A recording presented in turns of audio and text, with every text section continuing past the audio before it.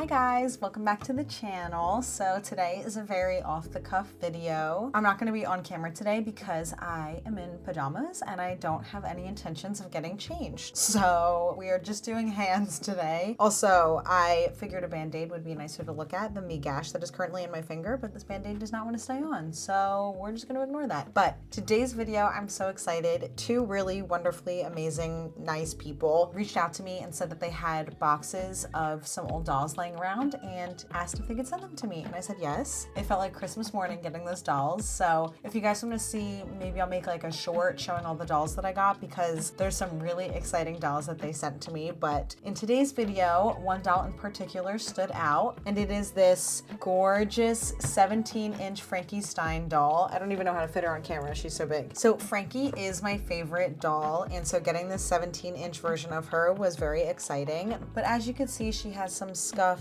and some marks on her face. She also has some on her legs, and her hair is a little messy. And so I thought in today's video, it would be fun to just kind of refurbish her a bit. I know some people aren't fans of removing the original paint and stuff of dolls like this, but I have no intentions of reselling her. I am just gonna keep her for me. And so I think I'm gonna take off all of her paint and put my own spin on the Frankie face on her, and then wash and restyle her hair and maybe clean up her body a bit, maybe add my own little features to her. I don't know. I have no plans. I just thought this would be a fun video to do because now I have all of these dolls to play with. But yeah, let me know if you want to see a short showing off the dolls that I got, and I will do that because I'm so excited about them. But yeah, without further ado, let's get into fixing up this Frankie Stein doll. So first, I've just clipped back all of her hair, so when I use sealant and stuff like that, it's not going to affect it. And using 100% acetone, I'm just going to use some cotton rounds to remove the factory paint off of her face. I'm going to keep all the stitches on her body because I really like how those look, and none of them seem damaged or affected.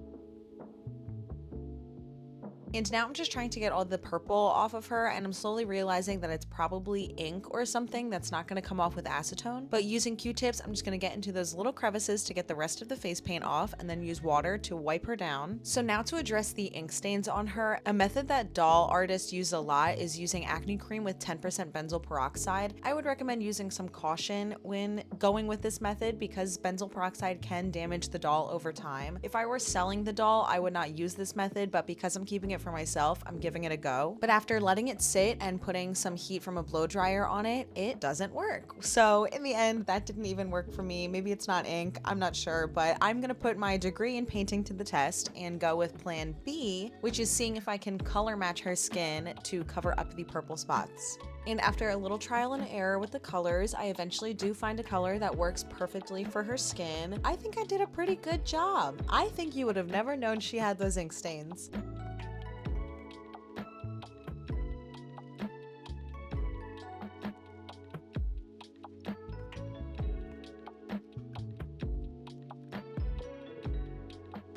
But once she's all dry, I'm gonna seal her again with Mr. Super Clear and start on her face up. I'm thinking about making a video going into detail about all the materials I recommend to get started into doll customs, so if you'd like to see that, let me know down below. But the basic overview is I use watercolor pencils to sketch out the design, and then I use brushes and soft pastels to kind of add like the eyeshadow and blushes, and then I love using really watered down acrylic paint because it just makes it so bold and bright. If you saw my last video, which was the wheel design my doll custom, I got a realistic face paint, so I really got to play around with going as detailed as possible, and I loved how it turned out so much. I'm kind of going for a similar eye look on this one. And little side tangent that has nothing to do with the doll, I just got back from seeing Final Destination Bloodlines for the second time because I really liked it. Did anyone else see it? What did you guys think? I thought that it was so fresh. The changes they made and like the little edits they made to the typical formula that we're used to were really refreshing. I actually cared about these characters. I tend to not really like the people in Final Destination. They all just kind of fall like a little surface level for me, but the people in this Final Destination I actually cared about and liked. They're very endearing, and yeah, I really liked it. Let me know what you guys thought of it down below. But back to the doll, I just keep going back and forth between using really watered down acrylic and pencils to build up these fine lines.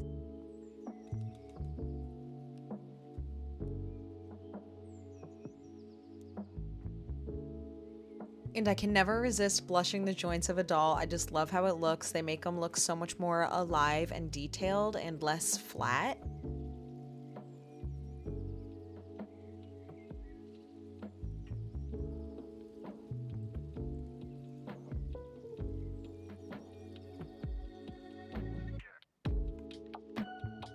And now to reapply Frankie's red lip. I meant to mix a color that looked similar to the red that she originally had, but I accidentally mixed this color and I really love it. Like, this is the perfect red lip.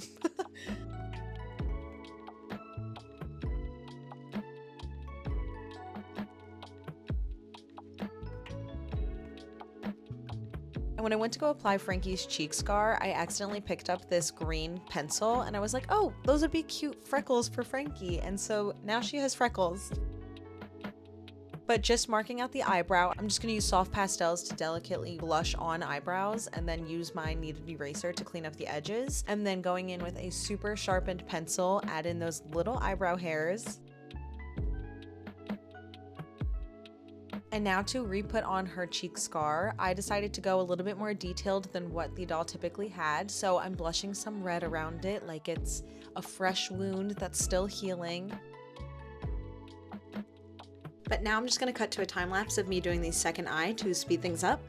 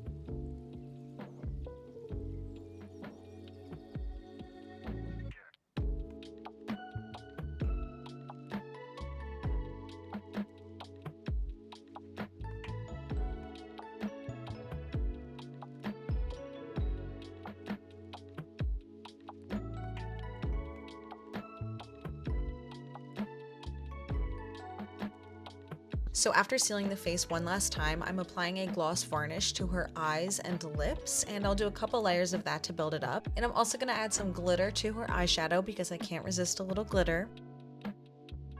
And this isn't on the original Frankie, but I just wanted to give her some red nails to match her lips. I just decided to style Frankie's hair as it usually comes with the front pulled back into a little ponytail, so I'm just doing that now.